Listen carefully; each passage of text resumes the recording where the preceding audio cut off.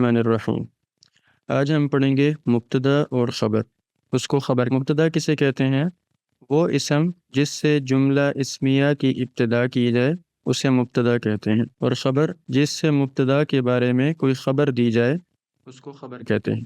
جیسا کہ ہم ایک جملہ بولتے ہیں الطالب جدید، طالب علم نیا ہے، تو جو پہلا ورڈ ہم نے سٹارٹ کیا تھا وہ تھا الطالب، اس کو ہم مبتدا کہیں گے کیونکہ ہماری گفتگو کا پہلا لفظ جس سے ابتدا ہوئی ہے وہ ہے الطالب، اور اسی الطالب کے بارے میں جو ہم نے انفارمیشن دی ہے، خبر دی ہے، اس کو کہتے ہیں خبر، یعنی کہ جدید۔